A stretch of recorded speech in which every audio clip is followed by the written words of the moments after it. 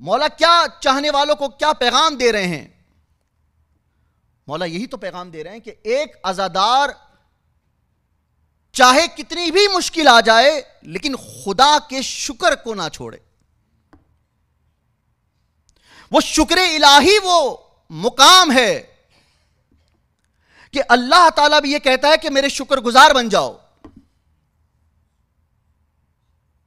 اگر اللہ ہمیں کسی مصیبت میں ڈال کر آزماتا ہے تو وہاں پر اللہ سے شکوہ نہیں کرنا، بلکہ وہاں پر خدا کا شکر ادا کرنا ہے کہ خدا نے ہمیں اس امتحان کے لیے منتخب کیا. میں یہاں پر ہی کربلا کی ایک چھوٹی سی مثال آپ کے سامنے پیش کرنا چاہوں گا کہ مولا سید سجاد علیہ السلام پر کربلا میں کتنے ظلم ڈھائے گئے،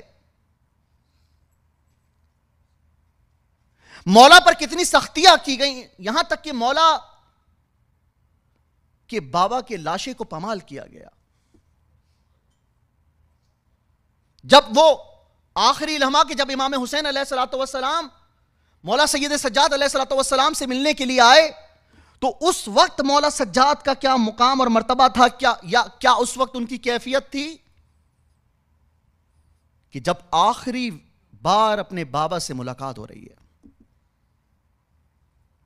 صبر اور شکر، خدا کہتا ہے کہ میرے شکر گزار بن جاؤ. اس موقع پر بھی مولا سجاد خدا سے شکوہ نہیں کر رہے. اس امر کی طرف توجہ کرنی ہے آپ نے. آج مجھ پہ کوئی پریشانی آ جاتی ہے میں خدا سے شکوہ کرتا ہوں، میں اپنی بات کر رہا ہوں، آپ کے نہیں. ماشاءاللہ آپ تو بہت اچھے لوگ ہیں. مجھ پر اگر کوئی خدا کوئی امتحان ڈال دیتا ہے تو میں اللہ سے یہ کہتا ہوں کہ یا اللہ تو نے ہی مجھے اس انتخاب کے لیے کیوں منتخب کیا؟ کیا اس پوری کائنات میں ہی تجھے نظر آیا؟ اور میں اللہ سے غافل ہو جاتا ہوں. جب میں اللہ سے غافل ہوتا ہوں تو میں نماز سے بھی دور ہو جاتا ہوں، میں روزے سے بھی دور ہو جاتا ہوں، میں ان تمام تر چیزوں سے بھی دور ہو جاتا ہوں. اور بعض اوقات میں نے کچھ ایسے لوگوں کو دیکھا کہ جن کی دعاؤں کی میں قبولیت میں تاخیر ہو رہی ہے. اللہ اکبر، وہ فرش عزا سے بھی تھوڑا سا دور ہوتے گئے. ان کو علم ہی نہیں کہ آج محرم کی کون سی تاریخ ہے. نہیں سامعین محترم، یہ مقام ہے، یہ پیغام امام حسین نہیں ہے.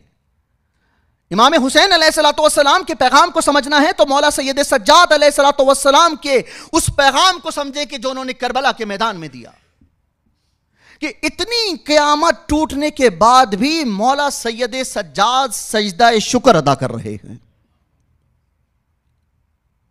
اور یہ کہہ رہے ہیں کہ یا اللہ تیرا شکر ہے کہ تو نے اس امتحان کے لیے ہمیں منتخب کیا. تو آج حالات حاضرہ کے طور پر ایک چھوٹا سا پیغام تمام امت کو، تمام مسلمانوں کو دے رہا ہوں کہ آج جو ہم دنیا کے مسلمان مصائب کا، پریشانیوں کا شکار ہیں، اس کی وجہ کیا ہے؟ اس کی وجہ یہی ہے کہ ہم قرآن سے بھی دور ہو گئے، اہل بیت علیہ السلام سے بھی دور ہو گئے.